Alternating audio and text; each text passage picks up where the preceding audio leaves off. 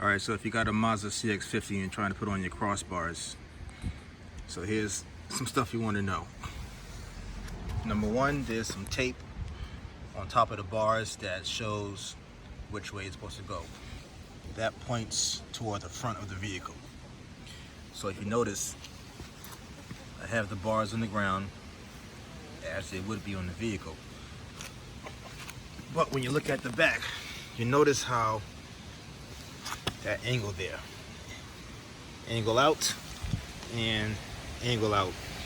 All right, so those are going to point in opposite directions. So that way, even without the tape on there, you know that if you got the two flat sides facing each other, front, front. All right, that way. All right. Now to open it is the tricky part, so let's go over that. So unlock it by going to the 12 o'clock position and just kind of tug it off, and it comes off. To put it back on, see these little grooves here? Come down low, come up from the bottom, and then push it into place. And then to lock it, you gotta turn it to the 9 o'clock position. All right, so that's how you take the plastic caps off. Unlock, pull it off. And then of course to put the bars on, you unscrew that, and that moves this little clamp here, gives it more space. And then once it's on the crossbar, you tighten it back up. So it's a fairly simple process to put those on. And then of course, once that's tight, put the cap back on.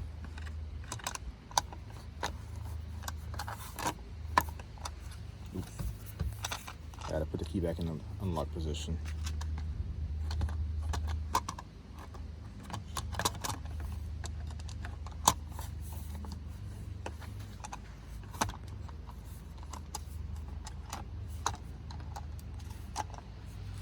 Correction, unlock position. That's why I was having problems just now. Don't have it like that in the 9 o'clock. It has to be in the 12 o'clock when it goes back on. Back on, back into the 9, remove the key and it's secure. All right, so in the instructions with the crossbars, you gotta get these stickers. Now these stickers are gonna show where the crossbars go on the rails. All right. Now they give it to you in freaking millimeters, so I just converted it to inches. So the front crossbar is gonna go 24.24. I'm just gonna call it 24.25, and the rear sticker will go at 56.5. All right, so 24.25 and 56.5. All right, so to show you how the stickers go.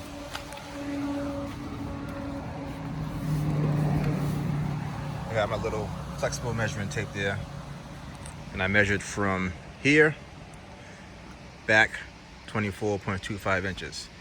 I got a little permanent marker, put a little dot, and put that black line right on the dot.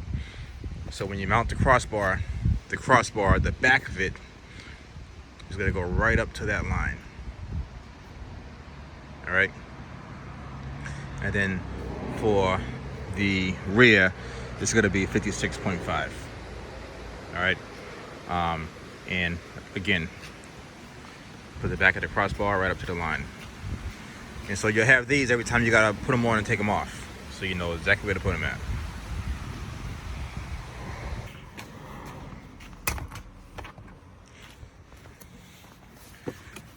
There was a rubber channel that went all the way across the top of the sort of rubber tubing here, went all the way across. I pulled it out and I cut each one.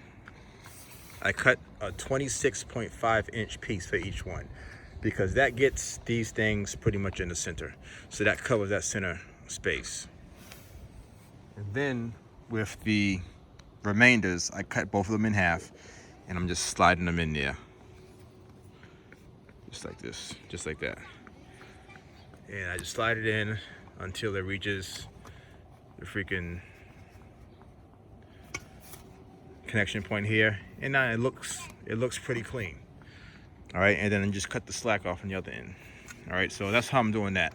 So again, 26.5, eyeball it, put it in the center, put your front screws into the holes on the platform. All right, have this thing anchored in. I didn't loosen the front at all, so I figured anchor the front and adjust the rear. There's a reason why they gave you a little gap there, you know. So I pretty much completely disregarded the rear stickers I put on earlier. My main thing is that I can open the lift gate and not hit the platform. As long as that's good, you are good to go. All right, so I'll give you a final shot once it's all said and done. Here's the easy way to do this, all right? Because I did it the hard way. I tried to freaking measure it all out and then put the stickers back here and mount the crossbars where they need to be. But what you want to do is mount the front stickers, driver's side and passenger side. Mount them where the instructions say to mount it, the proper distance back from the front of the roof rail, all right? And then put this crossbar on. Here's where the trick is.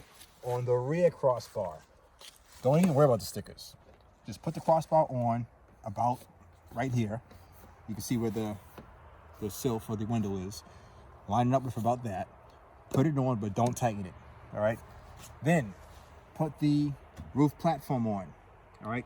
It comes with these, come around here so you can see these spacers. It comes with these little spacers right here. All right, put the spacers where they belong. There's one there. The spacer for the front is shorter. The spacer for the rear is taller, all right? So you get the two spacers, put the spacers on, put the roof platform on, all right? And then just kind of adjust this as needed. Once this is in the right position, you're good to go. Now, so I'll stand over here so you can see. Come around this side. When you put the platform on, make sure that you open your trunk to make sure that that's not gonna hit, all right? So make sure you have that space there. Once this is good to go, tighten that down, tighten that down. Same thing on the other side. Get a step stool, tighten, tighten, and two more on the other side, tighten and tighten, all right?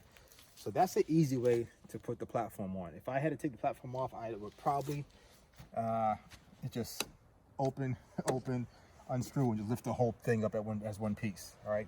And when I go to put it back on, I'll just mount it right on the two front stickers, and I know that these will automatically land where they need to be at. So that's my advice.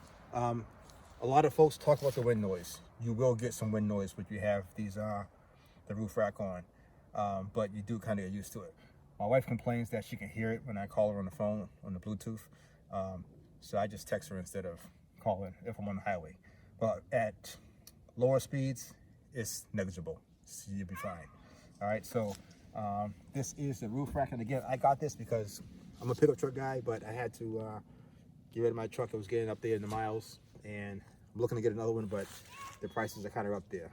So I got this in the meantime, but I need to be able to get fuel and other stuff for my generators, and I don't want to put that inside the vehicle. So I got the roof rack on, so I can just put it up there, cinch it down. You got to have fuel for the generators in the winter time, because when the power goes out, you got to have the generators going.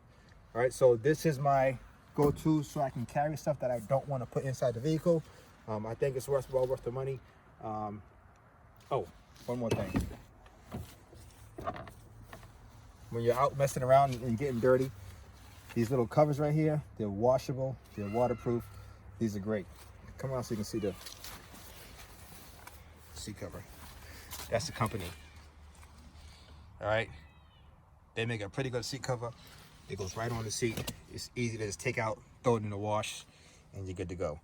But it's a good way to get this vehicle to do what you need to do. It's not a pickup truck, but it gets the job done for now. Again, 2024 Mazda CX-50 with the roof rack on and the crossbars. All right, so hopefully this helps folks out. I know there wasn't too much out there on adding the crossbars or roof rack if you didn't get it from the dealership with the Meridian edition. But here's your little solution here. All right, so get it aftermarket. Make the dealer match the prices of Mazda Swag or Mazda USA. Save yourself some money. Have it shipped to the dealership. Go there, pick it up, and put it on yourself. All right? All right, take guys. Take care.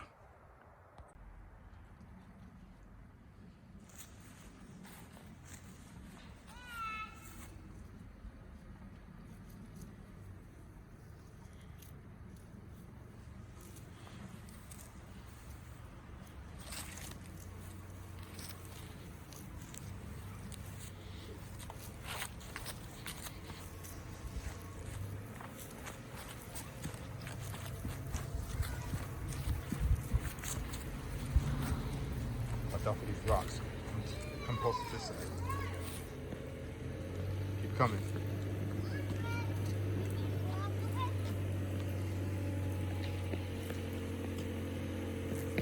Turn to your this way. Come on. Keep going.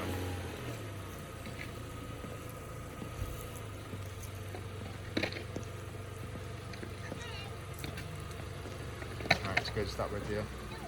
Put it in park and turn it off.